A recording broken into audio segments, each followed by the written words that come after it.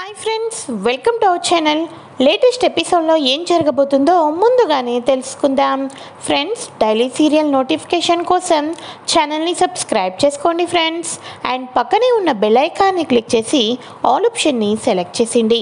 ఒక పక్క మురారి కనిపించకపోవడంతో అంతా టెన్షన్ పడిపోతూ ఉంటారు కదా. అదే సమయంలో కరెక్ట్గా ముకుంద కూడా కనిపించకపోవడంతో మరింత భయపడిపోతూ ఉంటుంది రేవతి. అయితే రేవతి భయానికి పక్కనే ఆజ్యం పోసినట్టుగా రజనీ వచ్చేసి, ఏంటో తల్లిని చేసిన మురారి కనిపించడం లేదు, కడుపుతో ఉన్న ముకుంద కూడా కనిపించడం లేదు, బహుశా వాళ్ళిద్దరూ కూడా కలిసి ఎటైనా దూరంగా వెళ్ళిపోయి ఉన్నారేమో అని అనగానే, వదిన ఏం మాట్లాడుతున్నావు, నా కొడుకు మీద నాకు పూర్తి నమ్మకం ఉంది అని చెప్పేసి రేవతి అంటూ ఉంటుంది. అవును, నమ్మకం ఉంది కాబట్టి ఆ ముకుంద 1కి 10 సార్లు DNA టెస్ట్ చేయించుకోండి అని అంత గట్టిగా చెప్పింది. ఆయన తప్పు చేయకపోతే విషయం తెలిసినప్పటి నుంచి మురారి కనిపించడం లేదు, ఇంకా ఇందాకటి నుంచి ముకుంద కనిపించడం లేదు అని చెప్పేసి రజని అనటంతో ఇంకా రేవతి కంగారు పడిపోతూ ఉంటుంది. అయితే ఇక ఇదిలా ఉండగా కృష్ణ వాళ్ళు వారి ఊరి జాతరకైతే వెళ్తారు కదా. ఊరి జాతరలో అమ్మవారి ఊరేగింపులో పాల్గొంటారు. చివరాఖరికి అమ్మవారి ఉత్సవమూర్తిని కింద పెడుతూ ఉండగా ఇక ఒక్కసారిగా ఆ పల్లకిలో నుంచి కింద పడిపోతూ ఉండగా పట్టుకుంటారు. అప్పుడు పంతులు గారు అంటూ ఉంటారు, ఎవరో నిస్వార్థం లేని మనసులు పట్టుకున్నారు, అందుకని ఇలా జరిగింది, ఏదో జరగబోతుంది అని చెప్పేసి పంతులు గారు అక్షింతలేసి అమ్మవారిని శుద్ధి చేసి కూర్చోపెడతారు. ఇక అప్పటి నుంచి అందరూ కంగారు పడిపోతూ ఉంటారు, ఏం జరగబోతుందా అని చెప్పేసి. అయితే ఇక ఉత్సవం అంతా కూడా అయిపోయిన తర్వాత భవానీదేవి ఇక నేను బయలుదేరుతాను అని చెప్పేసి ఇక ఇంటికైతే బయలుదేరుతుంది. వెళ్ళేటప్పుడు కృష్ణకు జాగ్రత్త చెప్పి, నువ్వు 4 రోజులు ఇక్కడే ఉండవే, మీ పిన్ని బాబాయిల కోరిక కూడా తీరుతుంది అని ఇక వచ్చేటప్పుడు ఎమోషనల్ అయిపోతూ కృష్ణకు ముద్దు పెట్టి మరి కార్ అయితే బయలుదేరి ఎక్కి వెళ్ళిపోతుంది భవానీదేవి. అయితే ఇక ఇదిలా ఉండగా ప్రభాకర్కి అనుమానం వస్తుంది. వచ్చినప్పటి నుంచి గలగలా మాట్లాడే కిట్టమ్మ మౌనంగా ఉండిపోయింది. అత్తయ్య వచ్చింది, తన అత్తాకోడలు ఇద్దరు ఎందుకో ఏ విషయంలోనో తెగ భయపడిపోతున్నారు, టెన్షన్ పడుతున్నారు. భవానీ అక్క మొహంలో కూడా ఏదో తెలియని భయం అనేది కనిపిస్తుంది. కిట్టమ్మ మనశ్శాంతిగా లేదు, అదేందో నేను తెలుసుకోవాలి అని ఇక మురారికి ఫోన్ చేస్తాడు. మురారి ఫోన్ స్విచ్ ఆఫ్ అయితే వచ్చేస్తుంది. ఇక వెంటనే, అదేందమ్మా అల్లుడు ఫోన్ ఇంకా మోగటం లేదు అని చెప్పేసి అనగానే, అయినా ఆయనకెందుకు చేసి వచ్చిందన్నా అని చెప్పేసి అనగానే, అంటే ఇక చెల్లి బయలుదేరింది కదా, దానికోసం చెప్దామని అని చెప్పేసి కావాలని అబద్ధం చెప్పంగానే, అవును ఏసీపీ సార్ ఫోన్ లిఫ్ట్ చేయటం లేదు, ఇక్కడ సిగ్నల్స్ లేవేమో, కొంచెం మనం ఇంటికి వెళ్ళిన తర్వాత చేద్దాం చిన్నన్న, పదండి ఇంటికి వెళ్దాం అని చెప్పేసి కృష్ణ వాళ్ళు ఇంటికైతే వెళ్ళిపోతారు. ఇంటికి వెళ్ళినప్పటి నుంచి కృష్ణ ఒంటరిగా కూర్చొని ఆలోచిస్తూ ఉంటుంది. మరోపక్క ఏసీపీ సార్ ఫోన్ ఏమో లిఫ్ట్ చేయరు, కలవదు. ఇదంతా చూస్తాడు పెద్దపల్లి ప్రభాకర్, గమనిస్తూనే ఉంటాడు. కిట్టమ్మ ఏదో పెద్ద విషయమే దాచిపెడుతుంది సుక్కు, ఎందుకనో తనలో తనే కంగారు పడుతుంది, అదేంటో మనం తెలుసుకోవాలి. అందులోనూ ఎప్పుడైనా సరే కోడల్ని ఒక్కరోజు వదులుకోకుండా ఒక్కరోజులోనే వెళ్ళొచ్చేసి అన్న అక్కయ్య వచ్చేసేసి 4 రోజులు మన ఇంట్లోనే ఉండమని చెప్పారంటే అక్కడ ఏదో జరుగుతుంది అని ఇద్దరు మాట్లాడుకుంటూ ఉండగా ఇక వెంటనే చిన్నన్న రేపు నేను మా అత్తవారింటికి వెళ్ళిపోతాను అని అంటూ ఉంటుంది కృష్ణ. అదేందమ్మా కిట్టమ్మ అని చెప్పేసి అనగానే, ఏమో తెలియటం లేదు, ఏసీపీ సార్ ఫోన్ కలవటం లేదు కదా, నాకెందుకో టెన్షన్గా ఉంది, మళ్ళీ గుడిలో వచ్చేసేసి ఆ ఉత్సవమూర్తి కింద పడిపోయింది, ఏం జరుగుతుందా అని నాకు చాలా టెన్షన్గా ఉంది, అందుకోసమే వెళ్ళిపోతాను అని చెప్పేసి అనగానే, గట్లనే కిట్టమ్మ, ఇక్కడుండి నువ్వు సంతోషంగా ఉండనప్పుడు నువ్వు ఎక్కడ సంతోషంగా ఉంటే అక్కడే కదా నువ్వు ఉండాలని మేము కోరుకుంటాం. రేపు ఉదయాన్నే మొదటి బస్సుకి నేను ఎక్కిచ్చేస్తాను, నన్ను కూడా రమ్మంటావా కిట్టమ్మ అని అనగానే, వద్దు చిన్నన్న, నీకు ఈ ఊర్లో చాలా పనులుంటాయి, అవసరమైతే వద్దులే సరేనా, నేను ఉదయం వెళ్ళిపోతాను అని చెప్పేసి అనగానే, గట్లని కిట్టమ్మ, ఈ పొద్దైనా నా చేతితోటి నీకు రకరకాల వంటలన్నీ వండి పెడతాను, రా కిట్టమ్మ అని తన పిన్ అయితే తీసుకొని లోపలికైతే వెళ్ళిపోతుంది. మరోపక్క ఇక్కడ ఉన్న వాళ్ళెవరికి కూడా ఇంట్లో మురారి కనిపించడు కదా. ఒక పక్క ముకుంద కనిపించకపోవడంతో అందరూ కంగారు పడిపోతూ ఉంటారు, అంతా టెన్షన్ పడిపోతూ ఉంటారు. అయితే ఇక ఇదిలా ఉండగా మార్నింగ్ అయితే అవుతుంది. భవానీదేవి కూడా అప్పుడే ఇంటికి చేరిపోతుంది. అందరూ కూడా భవానీదేవికి ఒక పక్క ఇద్దరూ కనిపించడం లేదని అనగానే భవానీదేవికి సైతం అనుమానం అనేది పెరిగిపోతూ ఉంటుంది. అయితే ఇక ఇదిలా ఉండగా మార్నింగ్ అవ్వగానే పెద్దపల్లి ప్రభాకర్ కృష్ణకు బస్సు అయితే ఎక్కిచ్చేస్తారు. కృష్ణ బాయ్ చెప్పేసేసి మేము కూడా పని చూసుకొని 2 రోజుల్లో బయలుదేరుతాంలే అమ్మ కిట్టమ్మ, నువ్వేం కంగారు పడద్దు అని చెప్పేసి వాళ్ళైతే బండి అయితే ఎక్కిచ్చేస్తారు. కృష్ణ తీరా ఇంటికైతే వస్తుంది. ఇంట్లో ఉన్న వాళ్ళందరూ కూడా కృష్ణ వచ్చేస్తుందని చెప్పేసి కంగారు పడిపోతూ ఉంటారు. ఒక్కసారిగా కృష్ణ ఇంటికి వస్తుంది. కృష్ణ అలా ఇంటికి వచ్చిందో లేదో పోలీసులు వచ్చేస్తారు. పోలీసు వాళ్ళతో పాటు ముకుంద కూడా వచ్చేస్తుంది. అందరూ స్టన్ అయిపోతారు. ఏం జరగబోతుందా అని చెప్పేసేసి ఒక్కసారిగా కృష్ణ, అవును ఇదేంటిది, మన ఇంటికి పోలీస్ వాళ్ళు వచ్చారు, అసలు ఏం జరిగింది అని చెప్పేసేసి కృష్ణ కంగారు పడిపోతూ ఉంటుంది. అదేంటమ్మా ఏమీ తెలియనట్టు మాట్లాడుతున్నావు, ఇంతకీ నువ్వెవరు అని పోలీసులు అడగగానే నేను ఏసీపీ సార్ భార్యని, నా పేరు కృష్ణవేణి అని అనగానే ఓహో మీ ఆయనేనా, గత 3 రోజులుగా కనిపించింది అని చెప్పేసి అనగానే ఏంటి ఏసీపీ సార్ కనిపించడం లేదా అని చెప్పేసి కృష్ణ షాక్ అయిపోయి భవానీదేవి వైపు చూస్తుంది. భవానీదేవి ఏమీ సమాధానం చెప్పుకోకుండా అలానే మౌనంగా ఉండిపోతూ ఉంటుంది. ఏం జరుగుతుంది ఇంట్లో నాకు అర్థం కావటం లేదు, మురారి కనిపించకపోవడం ఏంటి అని చెప్పేసేసి కృష్ణ టెన్షన్ పడిపోతూ ఉంటుంది. అయితే అప్పుడు పోలీసులు అంటూ ఉంటారు, మీకు ఎవరి మీదైనా అనుమానం ఉందా, అనుమానం ఉంటే చెప్పండి అని అనగానే అప్పుడు భవానీదేవి అంటుంది, మాకు ఎవరి మీద అనుమానం లేదు ఇన్స్పెక్టర్ గారు, మా మురారి ఆచూకీ చెప్తే చాలు అని చెప్పేసి అనగానే అప్పుడు ముకుంద నాకుంది అని చెప్పేసి అంటుంది. ఏం మాట్లాడుతున్నావు ముకుంద నువ్వు అని చెప్పేసేసి మన కృష్ణ గట్టిగా అడగగానే ఆ ఇంట్లో వాళ్ళందరూ అంటూ ఉంటారు, తనని ఒకప్పుడు ముకుందాన్ని పిలిచేవాళ్ళం కృష్ణ, కానీ ఇప్పుడు మీరా అని పిలవడమే కరెక్టు, నువ్వు ముకుందాన్ని పిలవకు అని మధు అనగానే ఇంతకాలం తెలియక మీరా అని పిలిచాను మధు, ఇది నిజంగానే ముకుంద అన్న నిజాన్ని మీ అందరికీ నేను చెప్పలేకపోతున్నాను అని మనసులో కృష్ణ అనుకుంటూ ఉంటుంది. ఇన్స్పెక్టర్ గారు నాకు కృష్ణవేణి మీదే నాకు అనుమానంగా ఉంది, తినని ఒకవేళ అరెస్టు చేస్తే సరిపోతుందేమో కదా అని చెప్పేసి అనగానే కృష్ణ షాక్ అయిపోతుంది.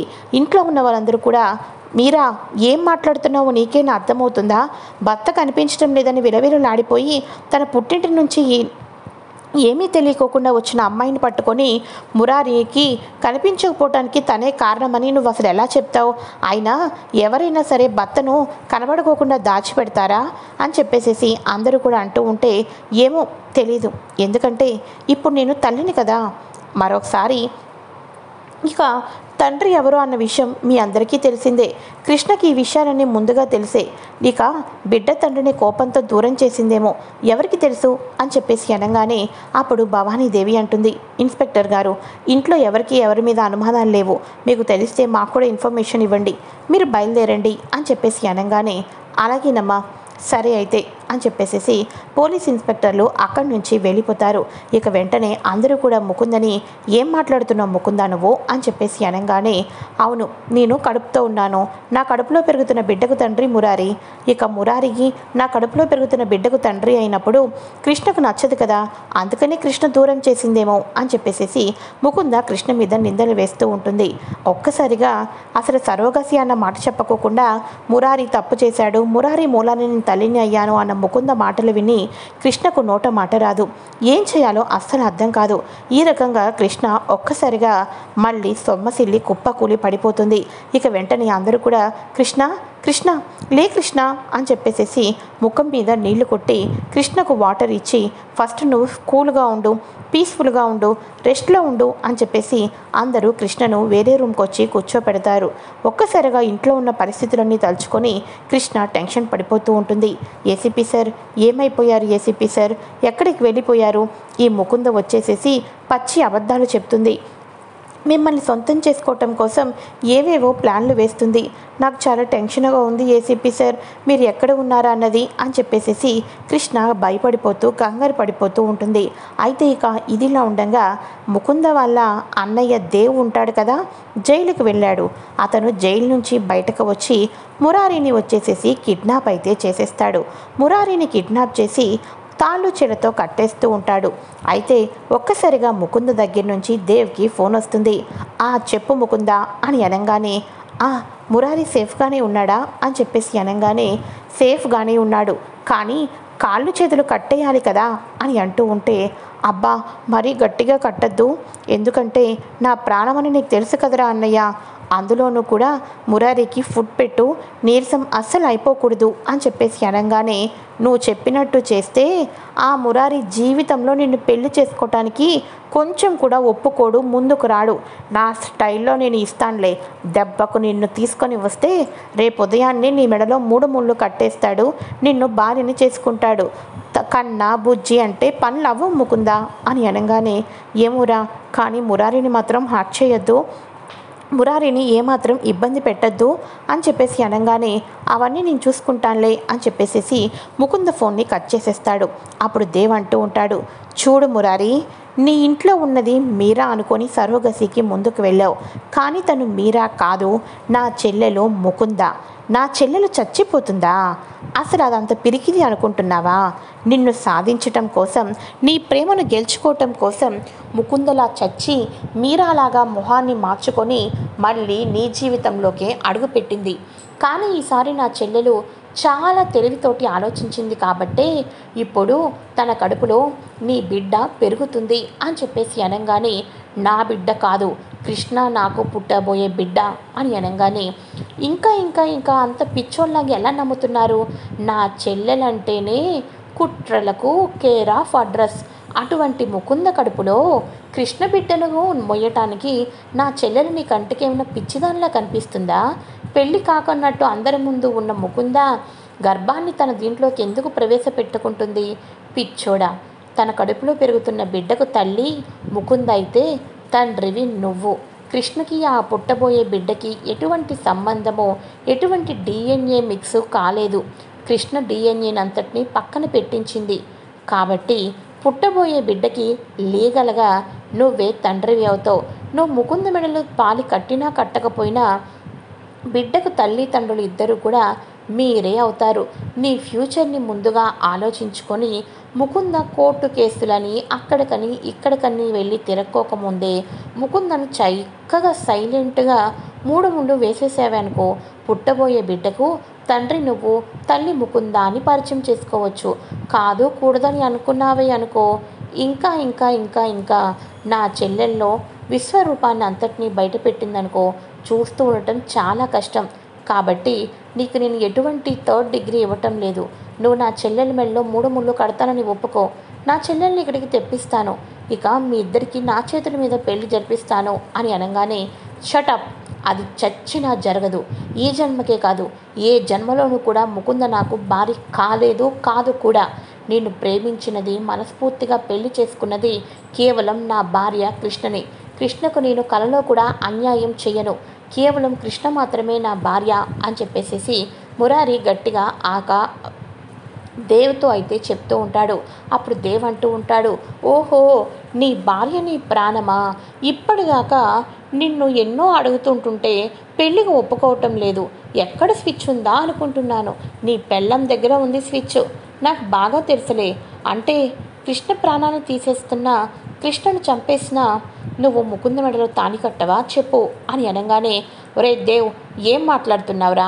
నా భార్య ప్రాణాలు తీసేస్తానని నన్ను భయపెడుతున్నావా? నా భార్య ప్రాణాలు తీసేస్తే నేను ముకుందని పెళ్లి చేసుకొని లైఫ్ లాంగ్ సంతోషంగా ఉంటానని అనుకోవడం నీ పిచ్చితనం. నువ్వు ఎన్ని చేసినా నా పక్కన కేవలం కృష్ణ మాత్రమే భార్యగా ఉంటుంది తప్ప మరొక అమ్మాయి వస్తే నువ్వు ఎన్ని ప్రయత్నాలు చేసినా నా గుండె ఆగిపోవటం ఖాయం.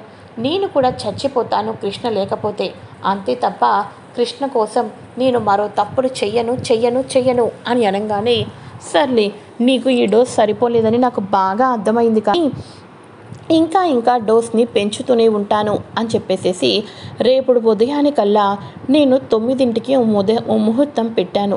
ఆ 9ంటి ముహూర్తానికి నువ్వు తాళి కట్టేటట్టు, నా చెల్లెలను నువ్వు పెళ్లి చేసుకునేటట్టు ఏర్పాట్లు చేస్తున్నాను. నువ్వు ఇప్పుడు ఒప్పుకోకపోవచ్చు, కానీ తెల్లారేసరికి నీ అంతట నువ్వే ముకుంద మెడలో 3 ముళ్ళు కట్టడానికి ఒప్పుకుంటావు. ఈ దేవుతో పెట్టుకుంటున్నావు, జాగ్రత్త అని చెప్పేసి దేవుకి దేవ్ మురారికి ఈ రకంగా అయితే ఇక టెన్షన్ పెట్టిస్తూ ప్లాన్లు వేస్తూ ఉంటాడు. కృష్ణను హట్ చేస్తే తప్ప మురారి ముకుందను పెళ్లి చేసుకోడు అని చెప్పేసి బలవంతంగా అయినా పెళ్లి చేయించాలి అని చెప్పేసి దేవ్ అయితే పక్కాగా ప్లాన్ చేస్తాడు. ఒక పక్క శ్రీనివాసరావు గారు వచ్చేసేసి ఏం చేస్తున్నావమ్మా నువ్వు? ఏదైనా జరిగిన తర్వాత నువ్వే అని తెలిస్తే ఆ కుటుంబం నిన్ను క్షమించదు. ఇవన్నీ ఎందుకో నాకు చాలా భయంగా ఉంది. ఎక్కడో దొరికిపోతావేమోనని కంగారుగా ఉంది. నీతో మాట్లాడాలి. ఒకసారి ఇంటికి రామ్మా అని అనగానే, అబ్బా అక్కడ అన్నయ్య టెన్షన్ లేకుండా నేను టెన్షన్ లేకుండా ఉన్నాను. ఇక ఈ నాన్న మూలన దొరికిపోయేటట్టు ఉన్నాను. అర్జెంటుగా నాన్నని ఈ ఊరు దాటించేసి ఎక్కడికైనా పంపించేయాలి. అప్పుడే ప్రశాంతంగా ఉండొచ్చు అని చెప్పేసి నేను ఇంటికే వస్తున్నాను నాన్న, నువ్వు రెడీగా లగేజ్ అంతా పట్టుకొని ఉండు అని చెప్పేసి ముకుంద అయితే ఫోన్ కట్ చేసేసి వాళ్ళ నాన్న కోసం బయలుదేరుతుంది. అయితే ఇంట్లో ఉన్న పరిస్థితులన్నీ చూసిన తర్వాత ముకుంద మీద అనుమానం వస్తుంది కదా కృష్ణకు. సో ముకుంద పని ఉందని నేను హాస్పిటల్కి వెళ్తున్నానని, నా మీద నా కడుపులో బిడ్డ మీద ప్రేమ లేనప్పుడు నాతో ఎవరూ రావాల్సిన అవసరం కూడా లేదు అని చెప్పేసి ఎమోషనల్గా బ్లాక్మెయిల్ చేస్తూ హాస్పిటల్కి అని చెప్పేసి తన తండ్రి ఇంటికైతే బయలుదేరుతుంది. అనుమానం వచ్చిన కృష్ణ ఎవరికీ తెలియకోకుండా ముకుంద ఎక్కడికి వెళ్తుంది, ఏం చేస్తుంది అని తెలుసుకుందామని వెళ్తే శ్రీనివాసరావు గారితో, చూడు రేపు ఉదయం మురారి నా మెడలో తాళి కట్టేస్తున్నాడు నాన్న. కన్న కూతురు పెళ్లి చూడాలనుకుంటే రేపు ఉదయం దాకా ఉండు, లేకపోతే నువ్వు ఇక్కడి నుంచి వెళ్ళిపో. ఎందుకంటే దేవన్నయ్య నన్ను మురారిని ఒకటి చేస్తాడనే నమ్మకం నాకుంది. ఇదిగో నీ ముఖంలో కంగారు టెన్షన్ చూస్తుంటుంటే అనుమానం రాని వాళ్ళకు కూడా అనుమానం వచ్చేటట్టుంది. నువ్వేదో తప్పు చేస్తున్నావు అని చెప్పేసి దయచేసి నా పెళ్ళి చూడకపోతే ఇక్కడి నుంచి వెళ్ళిపో నాన్న, వెళ్ళిపో అని చెప్పేసి చెప్తూ ఉంటే అప్పుడు కృష్ణ అక్కడ దాకా వెళ్ళి, ఏంటి రేపు ఉదయం నా భర్తకు ఈ ముకుందకు పెళ్ళా? నా భర్తను నువ్వు పెళ్లి చేసుకోబోతున్నావా? ఎలా చేసుకుంటావో ఏ రకంగా చేసుకుంటావో నేను కూడా చూస్తాను అని చెప్పేసి కృష్ణ అనుకుంటూ ఉంటుంది. ఇలా అనుకుంటూ ఉన్న కృష్ణ మళ్ళీ ముకుంద ఎక్కడ కనిపిస్తుందా అని చెప్పేసి ఇక గబాగబా బయటకైతే వచ్చేస్తుంది. వచ్చేసిన వెంటనే ఆటో ఎక్కిపోదాం అనుకున్నప్పటికీ మళ్ళీ కృష్ణకు తల తిరగటం మొదలవుతుంది. ఇలా మళ్ళీ రోడ్డు మీద పడిపోతూ ఉండగా ఒక్కసారిగా కృష్ణను పడిపోకుండా పట్టుకుంటుంది పరిమళ. ఇక వెంటనే, కృష్ణ ఏమైంది నీకు? ఆటో అని చెప్పేసి ఆటోలో కూర్చోబెట్టి పరిమళ కృష్ణను హాస్పిటల్కి తీసుకొని వెళ్తుంది. ఇక వెంటనే అప్పుడు కృష్ణ, నేను తల్లిని కాకపోవటం పక్కన పెడితే ఇప్పుడు మీరాకి సరోగసిని చేసేశారు. ఇప్పుడు నేను చాలా నరకం అనుభవిస్తున్నాను అని చెప్పేసి చెప్తూ ఉంటుంది. అదంతా సరే, నీ హెల్త్ కండిషన్ ఒకసారైనా చెక్ చేసుకున్నావా? ఆ రోజు నీ గర్భసంచి నార్మల్ స్టేజ్లో లేదు, సర్జరీ చేయాలి అని అన్నాం. అది చెయ్యకపోవటమే మూలానేమో నువ్వు ఇలా ఎప్పుడు పడితే అప్పుడు కళ్ళు తిరిగి పడిపోతున్నావు. ఒకసారి నేను స్కాన్ చేస్తాను, తర్వాత ఈ ఇంటికి పంపిస్తాను. కష్టాలు అనేవి ఉంటాయి, వాటిని ఎదుర్కొని పరిష్కారాలు కావాలి అంటే మనం అనుకునే వాళ్ళం ఆరోగ్యంగా ఉండాలి. మనం ఆరోగ్యంగా ఉంటేనే కదా కష్టాలను అధిగమించడానికి ఏదో రకంగా ప్రయత్నాలు చేయొచ్చు. నువ్వు ఇంకా ఇలా టెన్షన్ పడిపోతూ ఉంటే ఎలా కృష్ణ? మురారి ఎక్కడున్నాడో తెలుసుకోవాలంటే నువ్వు హెల్దీగా ఉండాలి కదా. ఆయన ఒక పావు గంట స్కాన్, దానికి ఎందుకని చెప్పేసి ఓ పెద్ద కొంపలు మునిగిపోయినట్టు ఇలా ప్రవర్తిస్తున్నావు? నువ్వు కూడా ఒక డాక్టర్వే కదా అని చెప్పేసి పరిమళ కృష్ణకు ట్రీట్మెంట్ చేస్తూ స్కానింగ్ అయితే తీస్తుంది. స్కానింగ్ తీసిన తర్వాత ఒక్కసారిగా షాక్ అయిపోతుంది. ఓ మై గాడ్ కృష్ణ, ఆ రోజు నార్మల్గా లేదు అని అనుకున్నాం, కానీ ఆ దేవుడు దయమూలాన ఇప్పుడు నువ్వు నిజంగానే తల్లివి కాబోతున్నావు అనే శుభవార్తను చెప్పంగానే కృష్ణకు ఎక్కడ లేని ఆనందం, సంతోషం, ఆనంద బాష్పాలు. మరో పక్క తిను తల్లి అయింది. ఉదయం 9 గంటలకు మురారిని దాచిపెట్టి ముకుందకు పెళ్ళి. ఆ పెళ్లిని ఎలా ఆపుతుంది, ఎలా క్యాన్సిల్ చేస్తుంది? తను మీరానే కాదు ముకుంద అనే నిజాన్ని తన ఫ్యామిలీ అందరి ముందు కృష్ణ ఏ రకంగా బయట పెట్టబోతుందో తెలుసుకోవాలి అనుకుంటే తప్పకుండా ఛానల్ని సబ్స్క్రైబ్ చేసుకొని పక్కనే ఉన్న బెల్ ఐకాన్ని క్లిక్ చేసి ఆల్ ఆప్షన్ని సెలెక్ట్ చేసేయండి. Okay friends.